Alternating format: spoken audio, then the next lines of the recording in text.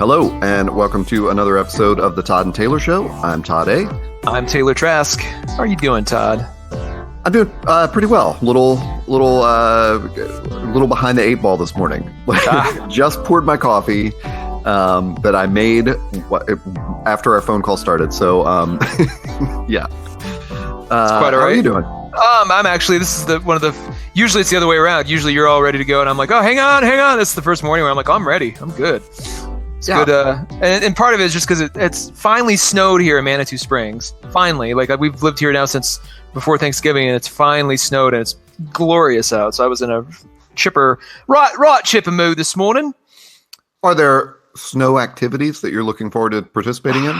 Not today. Sadly, I just have a bunch of work to catch up on. I have not been out skiing or snowboarding. I snowboard. I shouldn't say skiing. I haven't snowboarded at all this year, so hopefully soon. It's just going to be dry again for a while. This is kind of like the one day of January where it's snowing at all. So I don't know. It's been really, really dry so far this season. Yeah. Same here. You may have heard right. all of California caught on fire. And now let's do a quick update. I sadly, because things hadn't changed, I kind of fell out of the loop with the story. Is it under control? Is it still just as bad? No, all the fires are, out in the dangerous sense of the word. I'm sure there's something going on, but then we had mudslides, in the last couple of weeks, which have been really terrible. So, wow.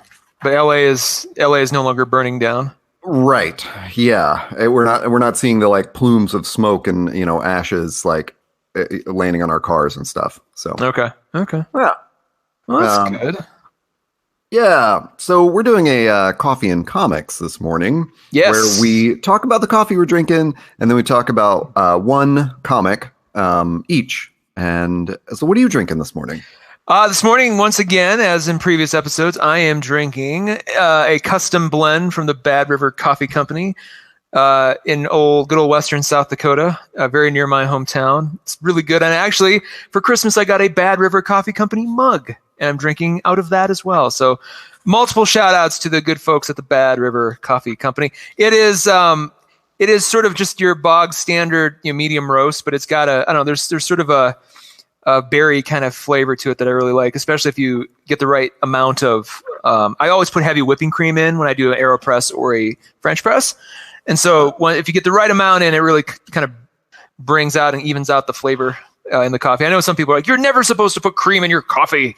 I need to at least a little bit. I appreciate the good creamless coffee once in a great while. But for the most part, I need to have it. So I'm a fan. I always freshly grind it, so that makes a huge difference. So when you say a custom blend, is that that's something they created, right? It's not like you created your own custom Correct. blend? Yeah, Okay, yeah. gotcha. They custom roasted it and have their own special blend that they sell. Cool. And then it's you can either buy it ground or unground, and I've got the unground version. The bean, just smelling the beans just as they are before you even grind them, it's such a glorious smell. I wish they make a candle out of this.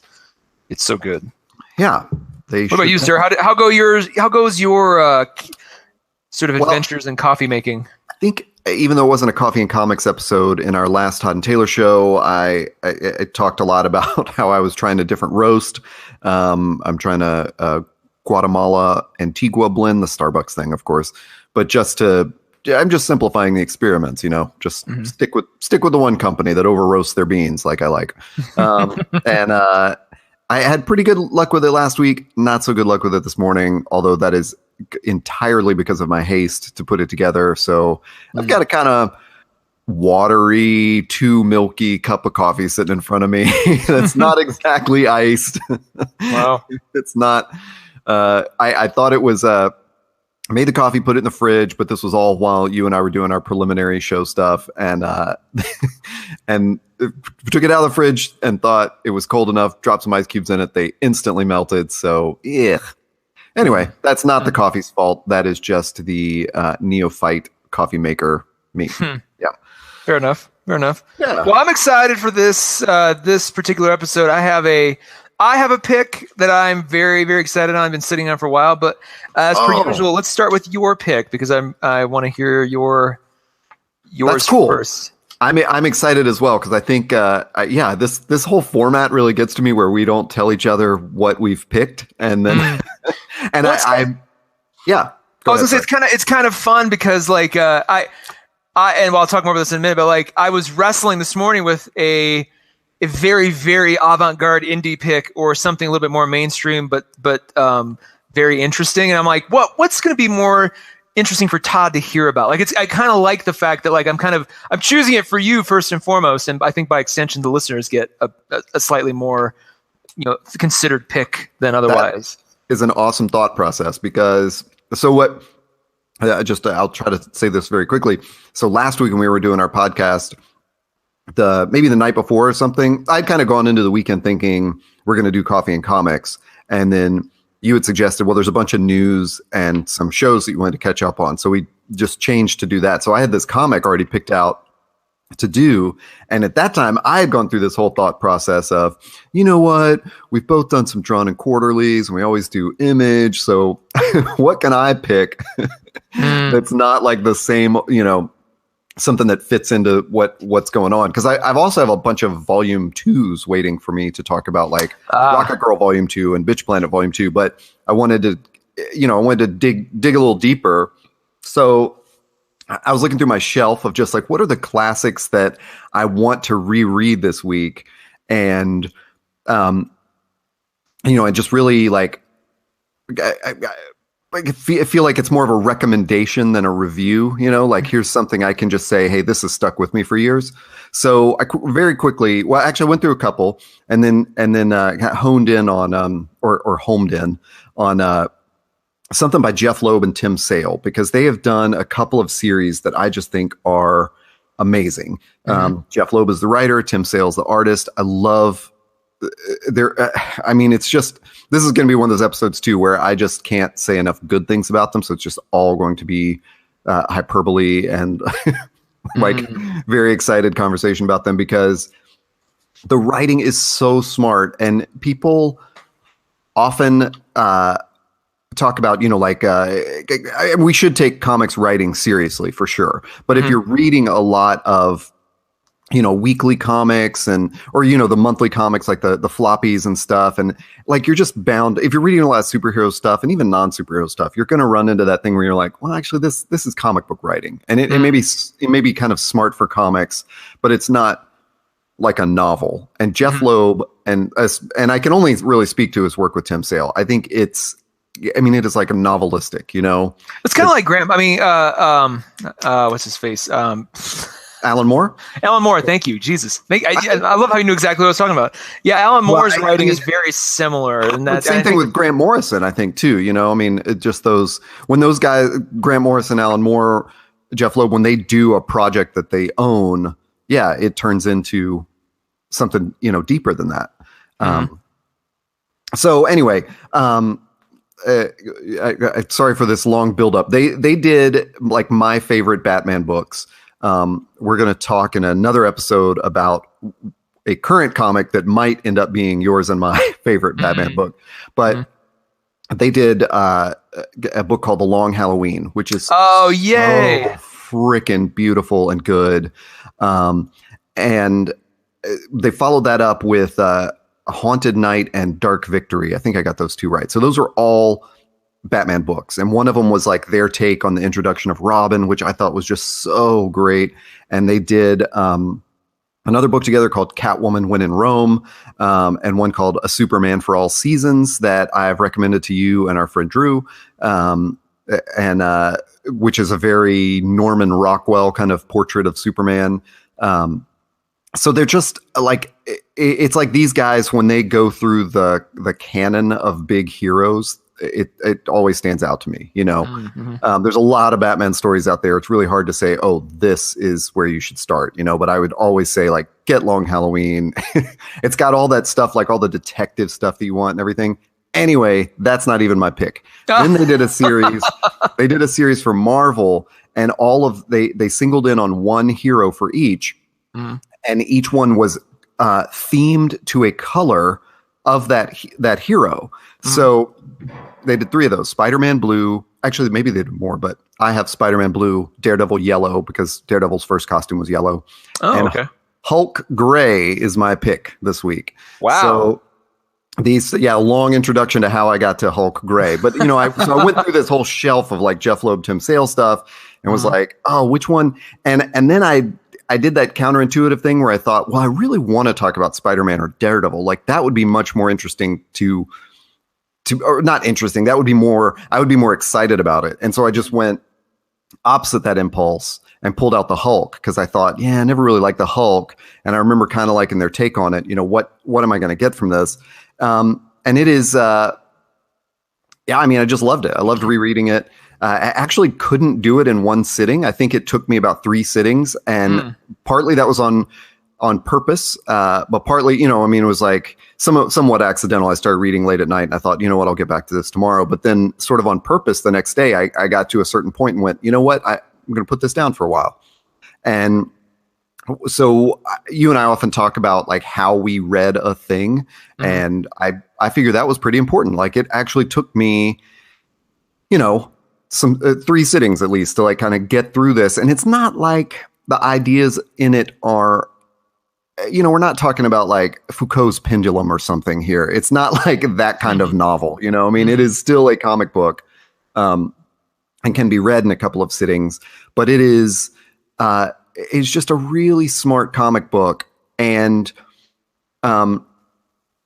so boy, I could go on so many tangents. Before you say that, did you? How many? I guess I'm assuming there's like a trade paperback version or a hardcover version. How many issues does that collect? That is a great question. I want to say it's 6. Okay. I'm frantically flipping to the end to see. And while you flip, was it meant to be just a one and done, or was this like, we might continue this at some point? No, they were all very much conceived of as like, a whole project. Okay. It was, the Spider-Man blue, Daredevil yellow, Hulk gray. It was just wrapped up in that story that they were going to tell.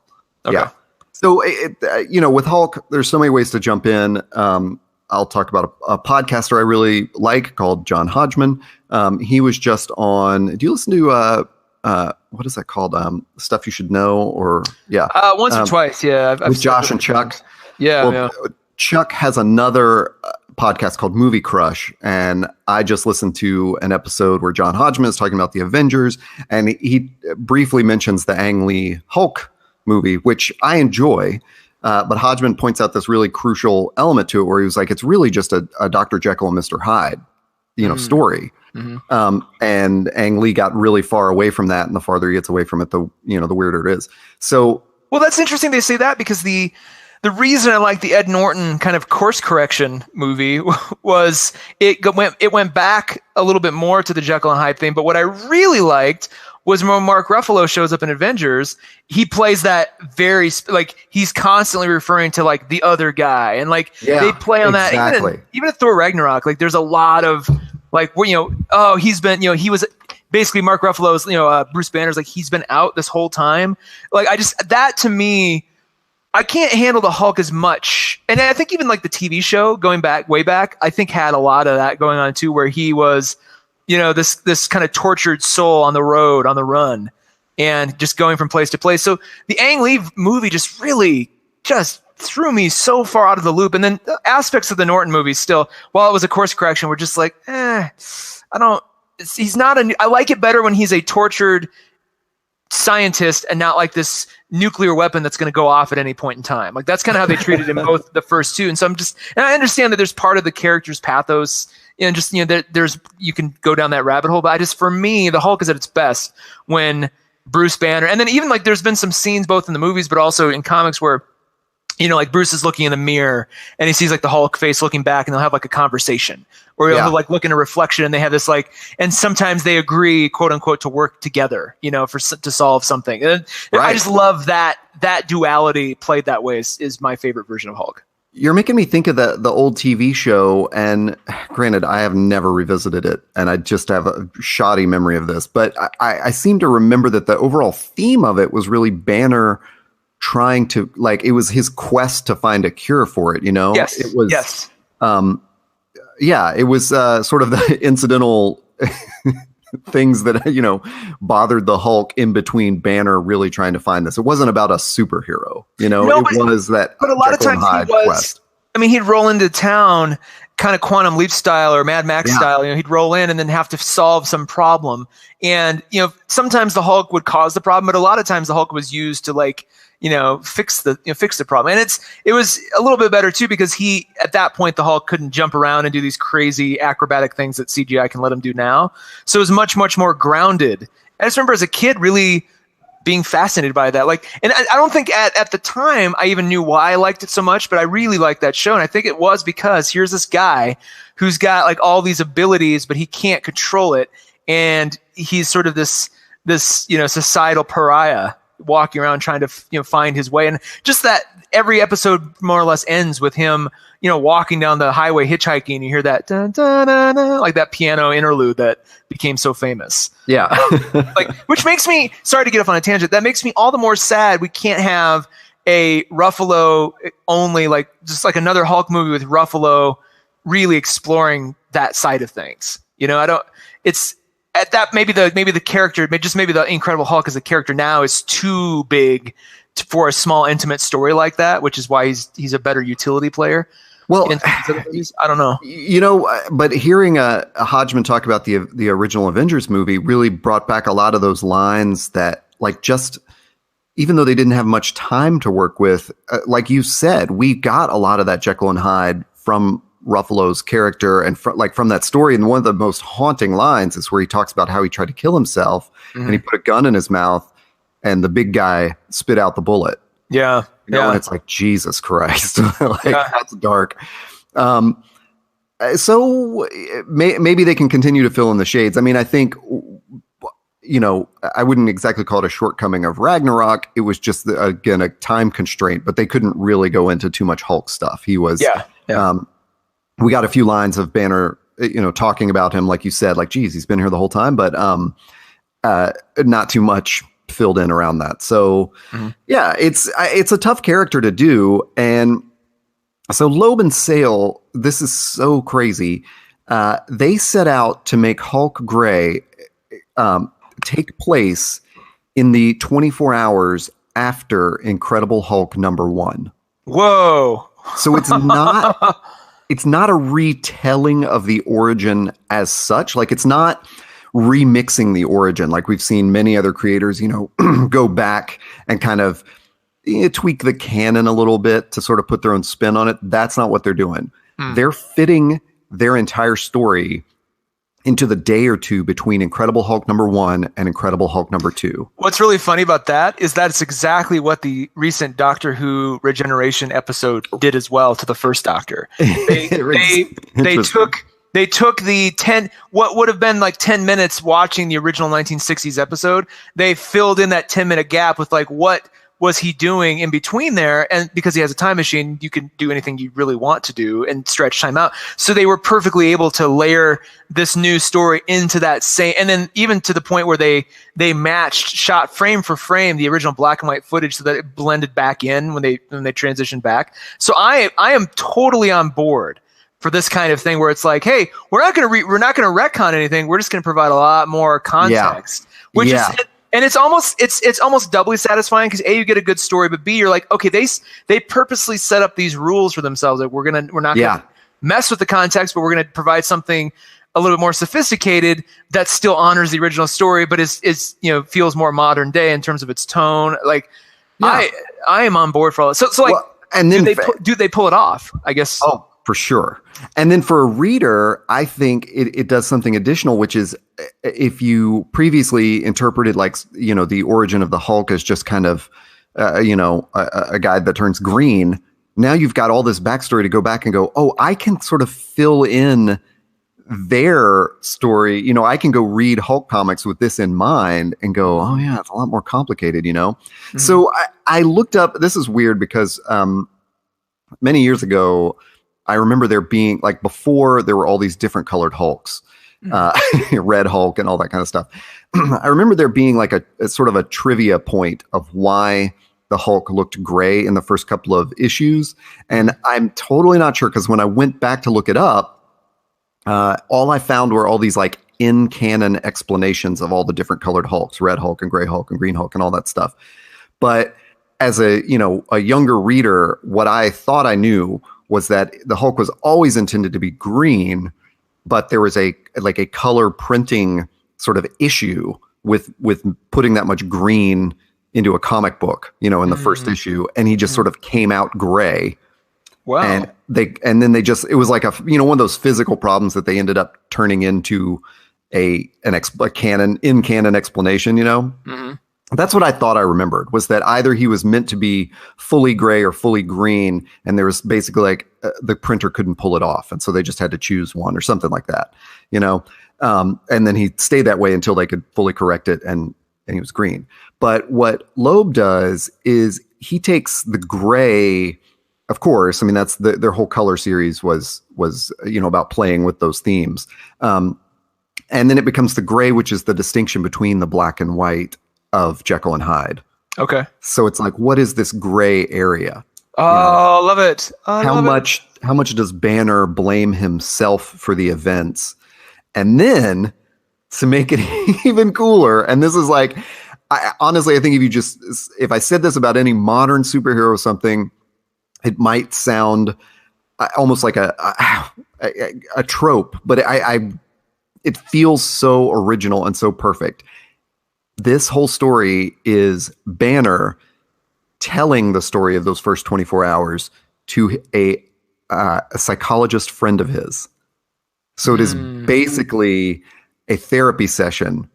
So, there's now a just very accepted way in superhero comics where there's always a narrator's voice of like the hero, in a Batman book, there'll always be this sort of persistent rectangle that is, Batman's thoughts, like he's speaking to himself.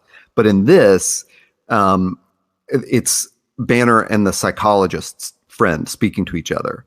So, what's really funny about that? Well, what's really funny about that is they remember at the very end of Iron Man 3, the post-credits stinger is Tony Stark. He was narrating, all of Iron Man 3, and you find out he was actually narrating it to Bruce Banner, sitting in kind of like a psychiatrist chair, falling asleep, trying to listen to the story. So it's interesting they kind of borrowed a little bit from that and flipped it.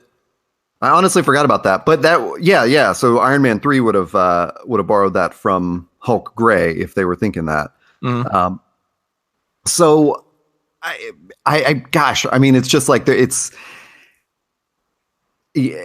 So everything about where do I start? There's so let me ask you. Okay, as somebody who is familiar enough with the Hulk canon, but I'll have to be honest, I haven't read most of my Hulk stuff is from video, like either animated or just like the TV show or the movies.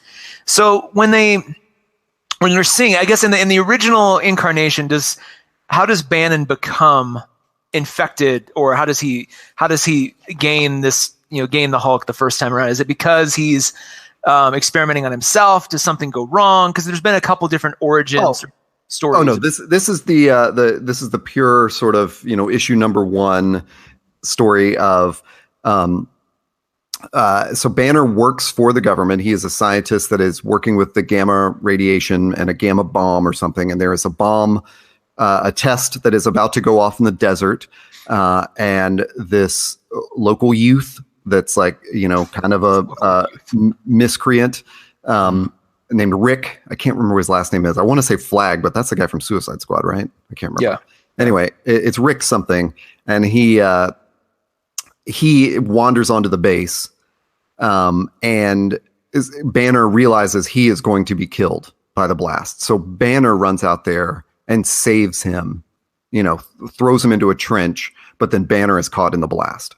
Okay. And so, I don't know too much about Rick. I remember that being a character in the TV show, I think. And wait, or am I thinking of Rick from Magnum PI? Or Rick from Walking Dead?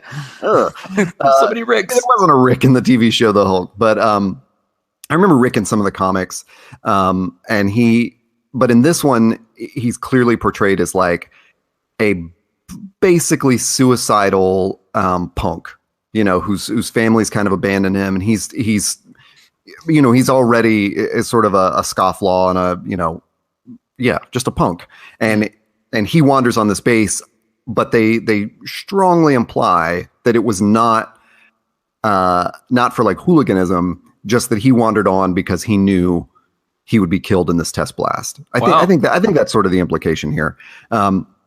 So yeah, you've got, so, you know, I mean, there's that happens in the book, like, but it is it's told through, oh man, I mean, it's just so beautiful. So it opens up, the first panel is just black and white. I mean, it is like Frank Miller looking, just that real stark black and white of the exterior of a building where Banner is in there talking to his psychiatrist friend or psychologist. I don't know if they make it clear. And then the first color you see is Banner's eyes that are green.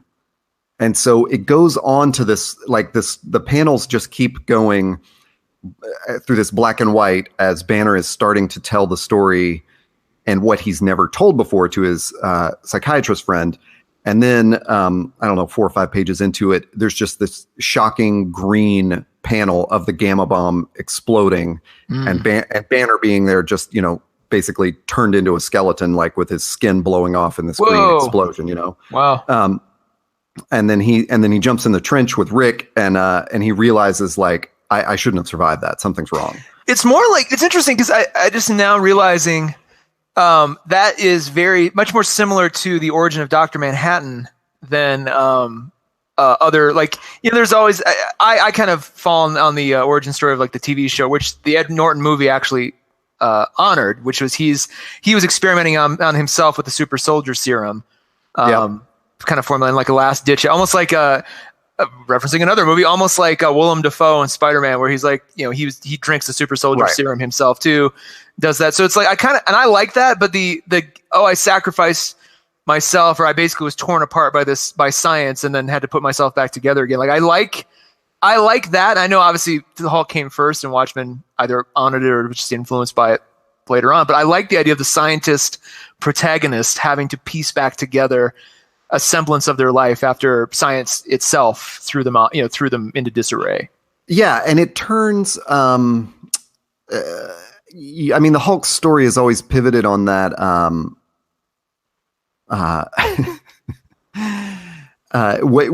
podcast began with us talking about Age of Ultron and my ongoing series of glorified blog posts as articles, analyzing the Avengers movies as a pacifist, and how the Avengers are all like, they're terrible people who are all working to make the weapons that then, you know, grant them their own superpowers or whatever. And there is this great element to the Hulk story. Like, I mean, in a dramatic way, like it's not in a very moral, philosophical way. It's not great, but in a dramatic way, Banner works for General Ross. And so when he goes missing after the blast, because Rick takes him first to a doctor, and then because he transforms into the Hulk and kind of can't transform back for a while, you know? So when he goes missing during that time, Ross is pursuing him, not because he's concerned for Banner's welfare, but because Banner is a weapon. He is an asset. Like, his brain that helps them make the gamma bomb that's what he wants to recover. You know, he just wants that person working for him again. So there's no concern for his safety or anything like that. It's like, where'd my asset go? Gotcha. So it lends it this, you know, you see Ross as not the protector of civilian society against the Hulk rampaging so much as, like, you know, the jealous war hawk that just wants his own weapon back. You know, he doesn't even realize that Banner is the Hulk. You know, he just wants it back. And there's a really great wrinkle, which, is kind of, it is a spoiler, but I think it's a spoiler that will only make you want to read this more, which is that as Banner is telling this story to his psychiatrist, he explains how the Ross then sent his number 2 weapon after him, Tony Stark, in an iron costume. Wow. But they never, I don't think they even use the word. Oh yeah. I think the psychiatrist says Tony Stark's name, but Ross doesn't describe it that way. And Hulk nearly kills him. And so then the psychiatrist is like, well, what? We never heard about that. It wasn't in the papers. And he's like, yeah, of course it wasn't in the papers. Stark works with the government, you know? And it was like, yeah, of course the government's not going to tell you they sent out a secret weapon, you know, to get control over this hulking monster that they created. So I love that sport, like the confrontation between Hulk and classic Iron Man, who is in this just gold suit that looks sort of like a, you know, underwater tank kind of thing, is it's perfect, you know. Yeah, I have a strong dislike for Tony Stark, so it was great for me. Yeah, and it just, you know, the way the psychiatrist is constantly challenging Banner to explore, like, why are you blaming yourself for this, or even pushing it the other way, like, you know, don't you mean you did these things, not the Hulk, that kind of thing. It just gives it this great, you know, new dimension on it. And then the Hulk's sort of single-minded pursuit of Betty becomes much more sad to me, you know, because they're starting from a timeline, because they have that psychiatrist dimension, you know, where he's telling the story like in reverse. We know at that point, like in the timeline, Betty is dead. And so Banner's talking about those first 2 days when he was just pursuing her sort of relentlessly, like trying to, you know, in the Hulk brain, he didn't understand what he was doing. He was just trying to get to her, you know?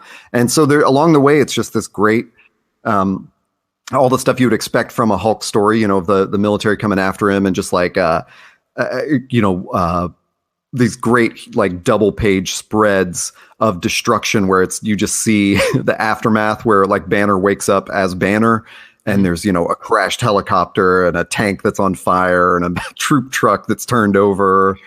But it's portrayed across the desert, you know, that just spreads out across 2 pages. And yeah, Tim Sale's art, which I have not talked enough about, is just wonderful. He's always wonderful. The Banner is definitely like the scrawny, you know, doctor nerd character. There's nothing Mark Ruffalo-ish about him.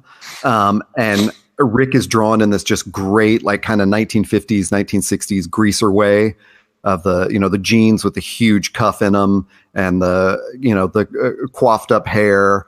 Yeah, it's just, it's really awesome. And the Hulk is, well, I was gonna say, it reminds me a lot of Nick Dragata art, honestly, because I was sitting here looking through panels. I'm like, man, there's an east to west kind of vibe to a lot of these things. And some of that is just the economics of the panels. Like a lot of it's almost like a digital feeling where it's very, you know, instead of a finger with a bunch of background stuff, it's just like a finger with a solid color background, or like the Hulk's, you know, very, very few things, and all the you know, arms and legs and things are kind of exaggerated, but in a really sort of, I can't even describe it. Just, it reminds me of that, just big, bold strokes, you know, big open panels, not a lot of like intricate detail, which in some, I like the intricate detail. Like in other, you know, if we ever talk about White Knight, like I really want to delve into that. I think that's a huge selling point of that book. But in this case, I like the idea of the gray motif kind of coming in and out as I'm looking at some of these panels online, and then just the simplicity of it, because in a way, the simplicity of the drawing kind of harkens back to how this would have been drawn. You know, like that's how they're honoring the original spirit of this. Like we're not gonna like overload you with like some crazy, like, you know, hyper real, you know, animation style or something, you know, circa Kingdom Come. You know, it's like it would have been more simple drawing, simple coloring, you know, that kind of thing. I really dig that. Yeah. The color is obviously a huge part of the color series. And the Hulk, I think if you flip through enough, you'll see that he's drawn so many places where he's like, it's like the King Kong kind of ape, you know, that's like fearsome. But then he'll just draw such like sensitivity in the eyes. It's very much like a mashup of Frankenstein's monster and King Kong, where there's like a, you know, you can just tell in his eyes when he hurts Betty, you know, like he's like, oh, Betty hurt, and he's, you know, like they draw the eyes really big with the little pupils in it and the concern on his brow, and it's just so, you know, it's definitely not simple in that way of like deceptively simple, just simple in that way of like it's it's perfectly simple. It's not overdrawn. There's not a ton of different lines and stuff. I don't know how Sale works, if it's like, ink brush or, what it is, but they do not look like thin pencil lines that he starts from. It looks like big bold lines and stuff like that. And yeah, that's certainly the color. And then of course the way they tie all that in between the black and gray, black and white, and then the gray, and then the green coming out, is just, it's really great. Now, do they ever explain how he became fully green? Like, do they lend some sort? Does like the end of the story explain like how he would have transitioned?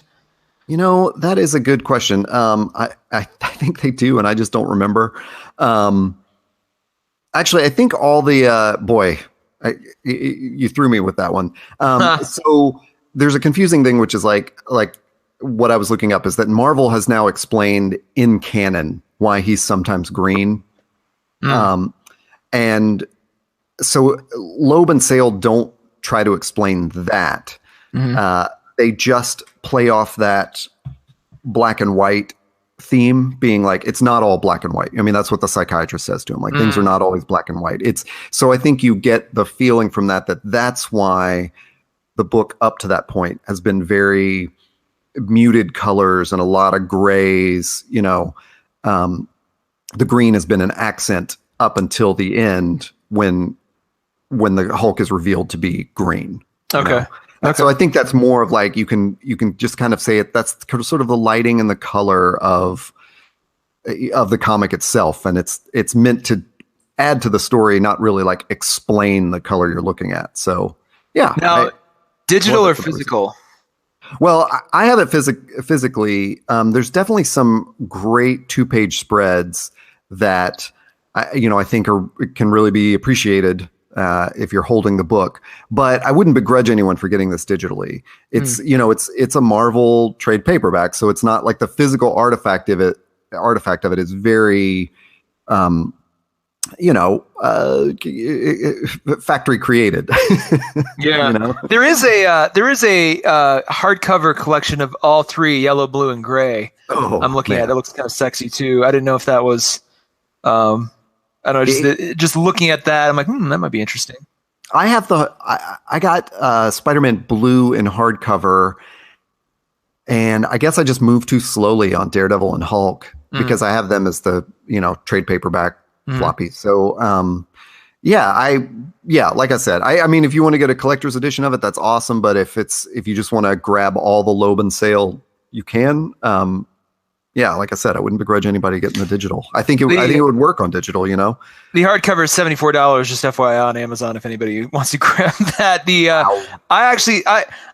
This looks like something that would, I think, at least the Hulk story looks like it might be good in digital, just because of the way it is a digital sort of art style, like I described previously. At least based on what I'm looking at here, I think that might be an interesting twist. And then I think that colors would work very well on digital. I think that's a problem I have with digital comics a lot, is that I don't get the same, sense of the color like I would in the hardcover. But, because your screens are different, or, your screen auto dims or auto brightens or whatever. And it's like, you don't know that you're dialing in the right color that the artist intended. But, gotcha.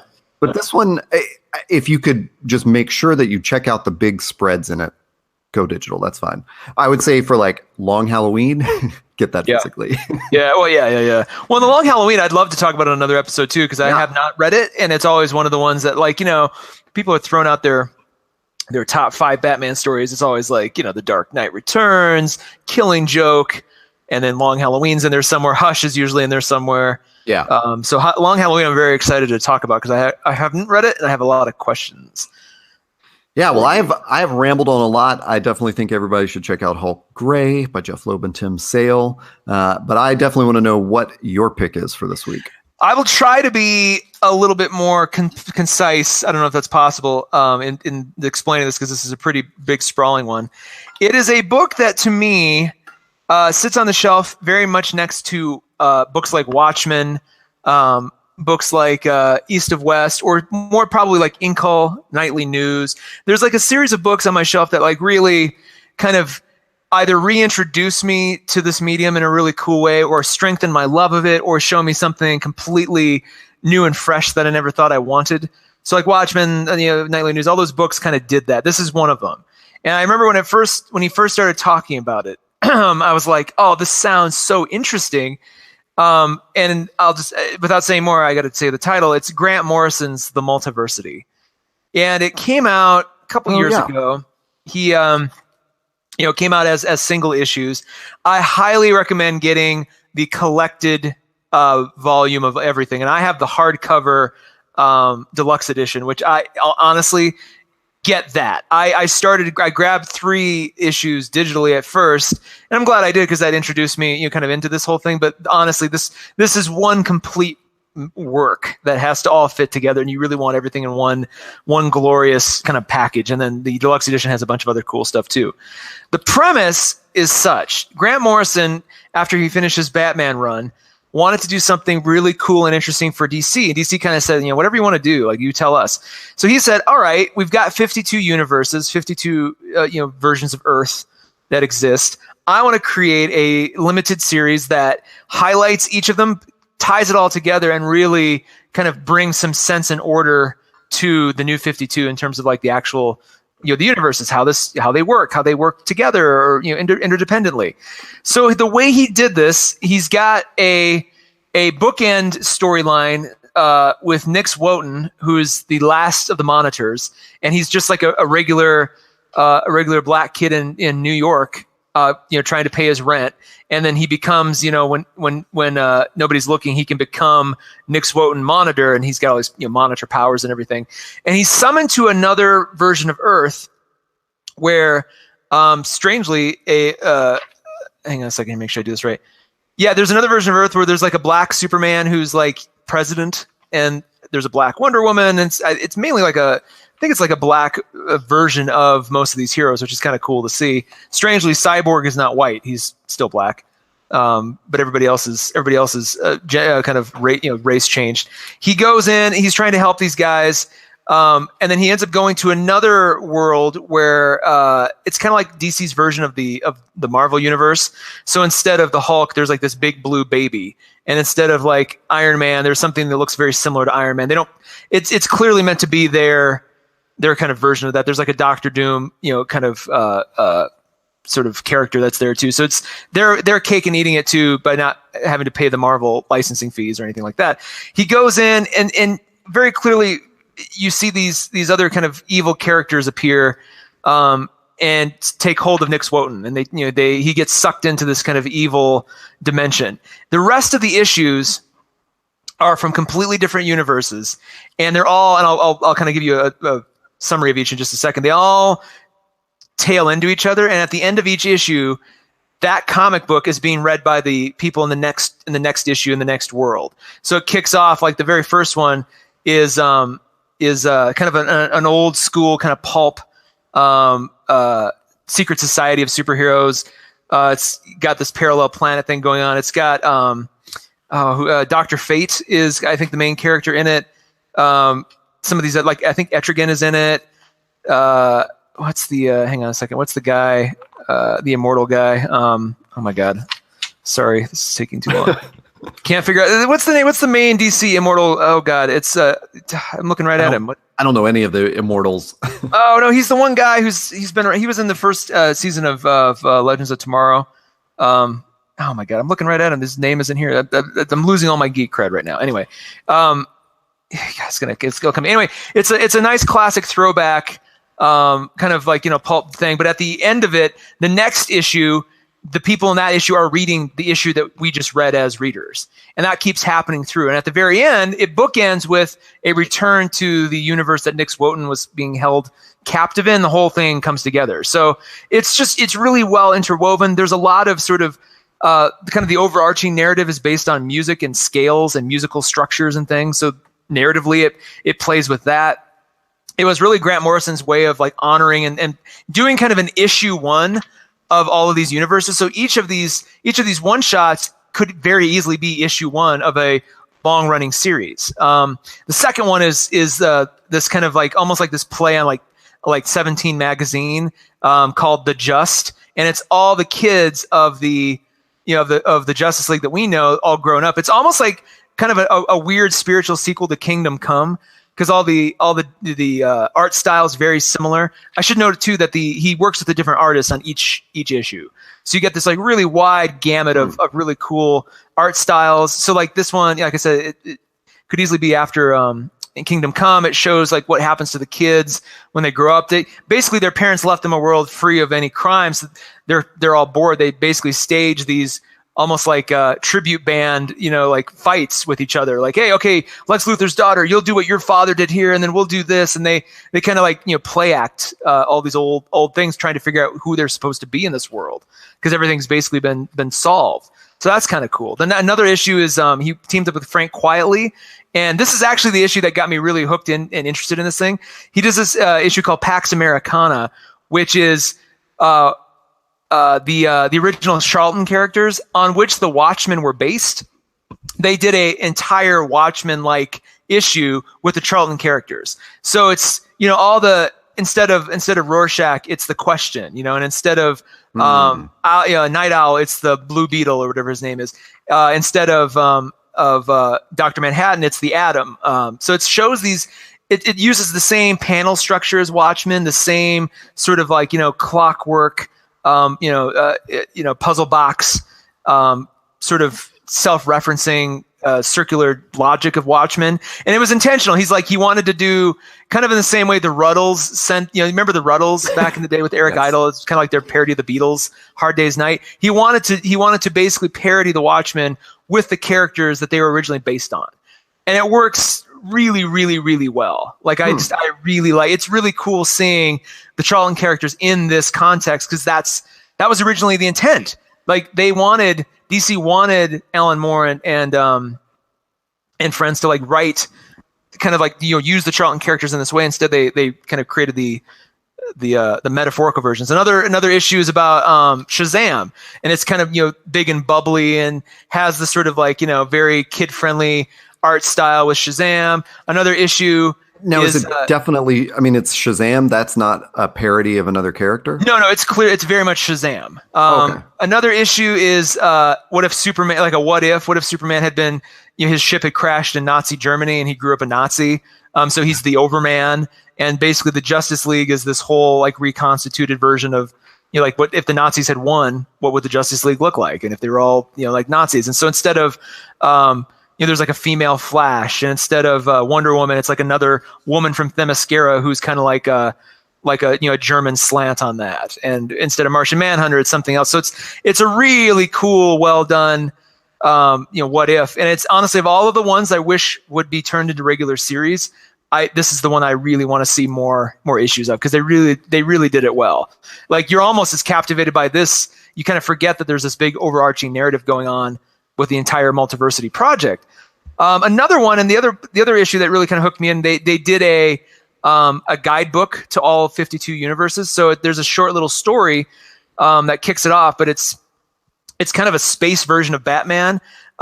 Discovers this guidebook, and this is where Grant Morrison really he shows you a map of the multiverse, and he shows you like a little profile of all the different Earths and the characters that are from there and what their deal is, which is great because that clarifies some of the issues we've already read. It sets up, it lets you sort of understand the issues to come. It leaves a lot of question marks for other DC creators to kind of pick up things.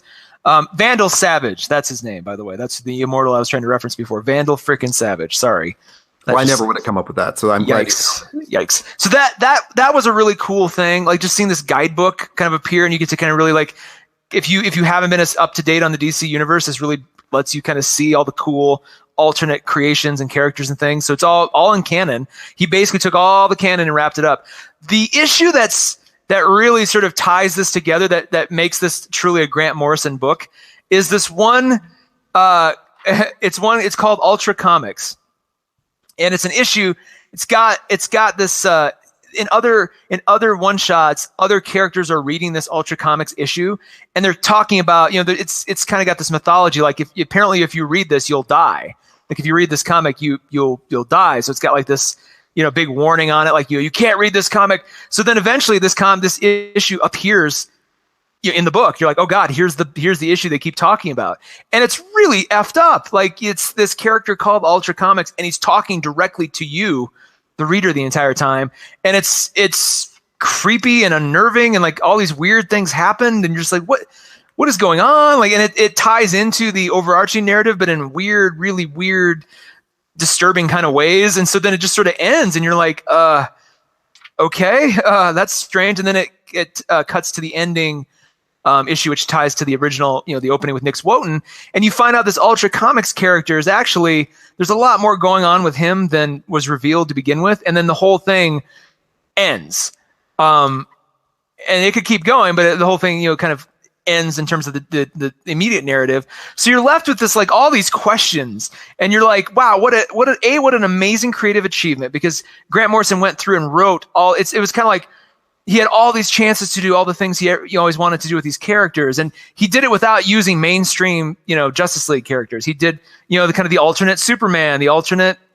There was like this rabbit character that's like kind of fun and cool. That's main character, and like he was able to, you see at one point like all the Flashes from all the universes have to come together, but it's not like they're not led by like the main Earth Flash that we know. It's led by like this alternate Flash that we've gotten to know throughout the book. So it's kind of cool he was able to do all these things without invoking, the core Justice League that we know. He was able to, and they're all there. Sometimes they're standing in the background, but it's not like they're the only ones who can fix this. Other versions of these characters are perfectly capable of solving these problems, which I really like too. So there's all this there's just these creative slants. He works with all these different artists. Frank quietly just being in this at all is amazing. And then the fact that he was able to kind of weave this really cool narrative while also setting it up so he could keep going if he wanted to. He could do a Multiversity too. But it also, like I said, it really gives you a clear understanding of the New 52, how it all fits together, the history of collapsing and expanding all the universes. So it's, as somebody who was never, I never caught up with any of that stuff. I wasn't quite aware. Right. So it was kind of cool to be like, oh, that's why that happened. Oh, that's right. He's referencing Flashpoint. Oh, it's this. And it's not like, it's like this. It's almost kind of like the this has happened before, this will happen again sort of vibe. It's like this. All of this is cyclical, and it kind of goes back to music notes again. Like there's the ship that they use to travel between universes in is a ship built like it's like music realized in physical space. So he's able to they're able to play certain musical tones and notes and appear in a different universe. So it's kind of just the whole thing is built. The more you read it, the more you realize how layered it is and what a great little series this is. And again, I'm of the big two, I'm always a sucker for stuff that isn't just that's left of center, that's alternate, that tweaks what we know from the big two. And I don't mind a big two, just straight up story now and then, but like I like the stuff that gives me all the edges and twists and turns and like what if this or what if this, like those are the big two stories I really like. Injustice, Gods Among Us, I've been a huge fan of that series because it's just a big old what if. White Knight, which we've talked about numerous times, is a big what if. Like I love all that, and this feels very comfortable with those kinds of stories. And so we have this spotty history with this too, because I think we talked about this on a really early Todd and Taylor show, and I don't know if you had read this edition yet, and I knew that I had picked up a couple of the comics and could not figure out what the hell was going on from the single issues, because I had never read anything about the conception of it, of Morrison setting it up like each issue is going to be the issue one of a potential new series from one of the multiverses. And that's just if DC wanted to run with it. He's like, right. It can work perfectly fine just as a one shot, but if anybody wanted to, and he set that up intentionally, not even for him to go on. He's like, hey, if anybody likes this and DC wants to keep doing it, I would love to see that happen. I'm glad that you dug more into this, because I definitely had that misunderstanding. And because at the time when they were putting out the single issues, everyone was labeled like Multiversity as though this was another crossover event. And so I'd picked up a couple because I thought like, oh, this is weird. What's this new comic book number one that I've never heard of before? And how is it already involved in this crossover event? I never do. Oh, the only crossover is that these are the, whatever it is, 8, 12 separate issues. And I love the fact that they all sort of learn, like they all can kind of communicate through, because like each subsequent issue reads the comics of the previous issue. So like the stories of the world we just read are actual real comics in the next. So like the Hitler one, the Overman, Superman, and Nazi Germany one opens with Hitler sitting on the toilet, taking a giant dump, reading the comic that the issue we just finished reading. And he's like, he's screaming out like, God, no, this is terrible. This is a terrible issue. But this is how they all, and the only one that's consistently in each world is this Ultra Comics issue, which you find out is actually kind of like a poison pill so not only is it disconcerting to learn that every time this Ultra Comics issue appears in each of these worlds, something goes wrong, then you yourself in the real world that you're living in get to read it too. Is you're just like, oh God, there's a lot about that issue that just was very unsettling, but in a really satisfying way. Like this whole thing, as soon as I got the hardcover and I finished it, like I want to go back again. It's just because each issue on its own is just an amazing little piece of creativity, but just when you take it all together as a single work, like it might be my favorite thing Grant Morrison has ever done. It's very accessible. Like it's weird enough to sort of satisfy the Morrison, people who really want the avant-garde, Dada surrealism stuff. But it's very accessible, I think, to just regular folks who want to, or regular readers who are like, I just want a straightforward thing. But it's that overarching narrative that really kind of makes it kind of crazy cool and twisty and weird in the Morrison way. So that's what I'm saying. Like get the either digitally get the whole collected thing or physically. I think in either case, if you get the whole bundled collection, you're doing yourself a service, because it's just great to see all of this stuff in context. And then the deluxe edition has a bunch of variant covers, interviews, design, a bunch of DVD extras, so to speak. So that's kind of fun. And as I'm sitting here flipping through it, I almost want to read it again right now. And honestly, as a reader of a couple of the single issues, I would absolutely say you got to go collected edition, however you do it. Yeah. So clarify one little story point to me is that the monitor that's introduced in the first issue, so he actually travels to these different universes. He travels. So once Nick Swoten and if you think that there's the traditional monitors that are kind of like just joyless robots, this is more like just a dude who's got monitor-like powers. So he's kind of like a god. In the sense of the story. But yeah, he once he turns in it, once he reveals, sheds his secret identity and becomes Nick Swoten, he's summoned to another dimension. So he's the one that travels in this ship that's made of music. Like that's his ship, and that's where the ship comes from.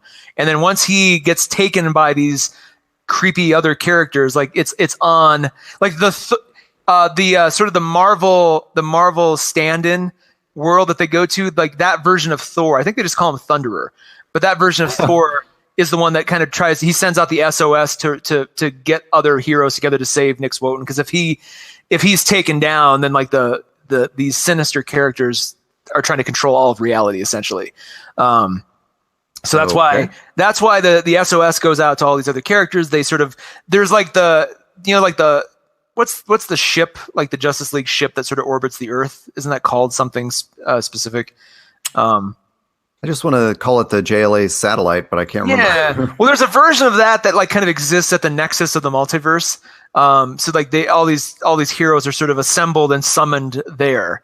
And then when we pick it back up again, throughout the individual issues, little clues and things are left behind. But then once we pick it back up again at the bookend issue, all of that starts to make sense. And some people thought it was really convoluted. I've read some reviews are like, this is just way too much and it was way too ambitious and he didn't pull it off. I completely disagree. I think the more he tries to pack in, just the more satisfying it becomes. It's just like it's like Grant Morrison's love letter to all things DC. Like it just really, you can tell it's like him going, it's DC going, what do you want to do? And he's like, I want to play in your vaults and do whatever I want. And this is what we got. Well, that's interesting really too, because I would have, not that I thought Morrison was treating it with disrespect or something, but I wouldn't have thought of it as such a respectful tribute to all things DC before. Yeah, I would have seen it as more of like these disconnected, forgotten about characters or remixed characters or something. And what's that too? That's how I did see it, because it just didn't connect with me. But hearing about the project as a whole makes me much more excited about it. Now, do the issues have to be read in a certain kind of order, or is it the feeling of like you could mix it up? You can mix it up as long as you bookend it. There's the 2 bookend issues. You kind of have to read those one after the other. And you don't even have to read the single issues in between. Like, for example, when I got 3 digital issues, I think I read the Nazi one first, then the Charlton one, the Pax Americana one, and then I think I read the issue one, like the first bookend, the one that kind of sets up the whole bigger story. And then so when I read it this way, you can kind of mix and match. I honestly, though, it's a very satisfying experience to go start to finish. At least in terms of like either single issues. If you want to just get them all digital or just single issues as physical, like that's fine too. But it does need to be, you get more enjoyment out of it by taking the time and just consuming it all at once, regardless of the order you go in. Interesting.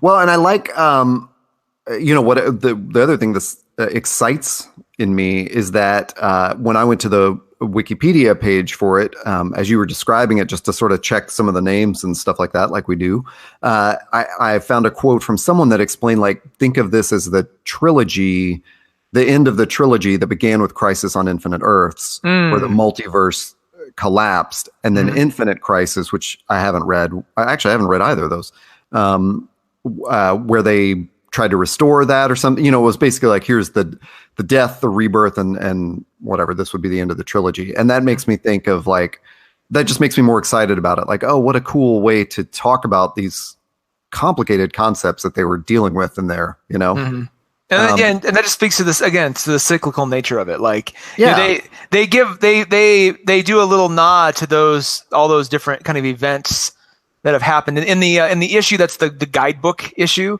Like Space Batman meets like little kid Batman at some point, and they're like, they find this guidebook and they're like, what is all this? And they're like, well, and they're kind of like going through the history of like, there was one universe that was broken, it was shattered, and everybody forgot, and then it was remerged, and everybody forgot what was learned then, and then we all remembered this, and they're just going through all this, like, again, it's happened before, it'll happen again, we've forgotten our future, all of those kinds of those little motifs. And again, as somebody who's, I don't really have the time or interest to like delve into the whole full history of every event like that. I'm pretty familiar with Flashpoint, but that's about it.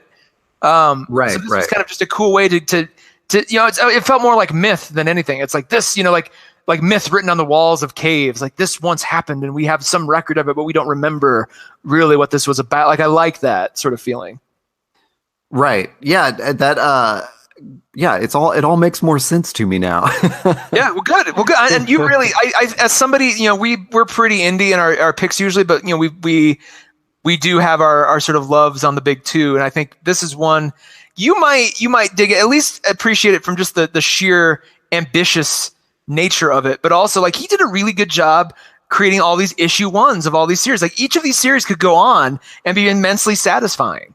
And I would probably be, if I heard tomorrow, like, oh yeah, DC is going to start doing it, they'll at least do 10 new issues of each series, I would grab them all, because I'm like, I would love to see how these characters evolve. Well, and that's interesting too, because Morrison was also involved in, well, maybe he only did the Wonder Woman, but he did Wonder Woman Earth 1, correct? And that was terrible. Which you and I both read and did not like. No, it was very bad. And I read that after this, and I was super excited for that, having read this, going, oh my God, and I'd heard about it and been working on it for a while. And so then I read that, I'm just like, man, this is not, I don't know, it just fell so flat for me. Yeah, same here. And just story-wise, it had nothing to do with, they actually could have gone much crazier. And what I hear is that now the new run of Wonder Woman, like the Greg Rucka one, I guess is supposed to be like, it sort of feels like that retelling that we wanted, Gotcha. Nothing really happens in Wonder Woman Earth 1. It's extremely boring. It's extremely boring, kind of offensive. Like, there's some moments where you're like, oh, okay, that's interesting. Like, Etta Candy is really, really a cliche now. All right. That's just... Yeah, the art is pretty, like, the art was gorgeous, and originally when they were talking about it was going to be just all black and white. So like the original kind of pitch, because I remember Morrison was talking about it on an episode of Fat Man on Batman where he just was starting it, and the way he's described it, I was like, oh, that sounds great. I'd love to. And then I bought it, and I was like, this is not at all what he was teasing. And who knows, it may have just been it started off a great idea, but just the execution they could never figure it out. I mean, who knows? I know some people love it, but this is, I'm sort of one of those people. I think Morrison's it's really hit and miss. I think he is. You're either going to really love it, or you're just going to be like, I can't do this. and I find it's weird. I hit that limit. There's the first volume of The Invisibles. I really struggled with, because I'm like, man, I want to like this more than I am, and then like on subsequent readings, I'm like, okay, I appreciate this now. But just it's great, and I like that he's sort of that kind of author where you're like, you never know what you're going to get. Like, this may be a complete dud. This may be the greatest thing I've read all month. I don't know. Anyway, yeah. Multiversity, grab it.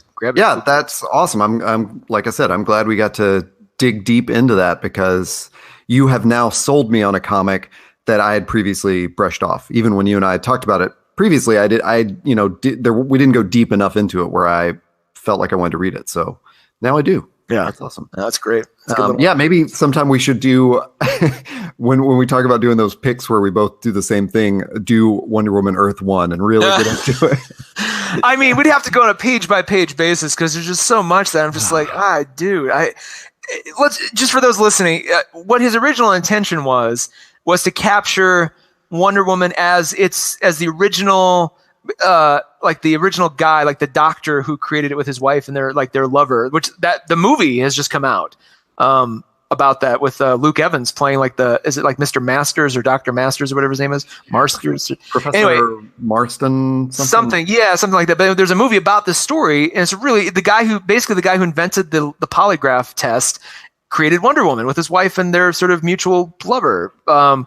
And so Grant Morrison wanted to kind of honor a lot of that original sort of thinking in doing this. And I was really intrigued by that. But then what we got was, I don't know, it wasn't that. It was some other kind of, it was almost like it's almost like the stuff on the cutting room floor from any Wonder Woman book that's like, well, we don't need this. He just decided to make a whole issue out of it. And just, It seems to me like the only action scene in it is her like fighting a bear or something.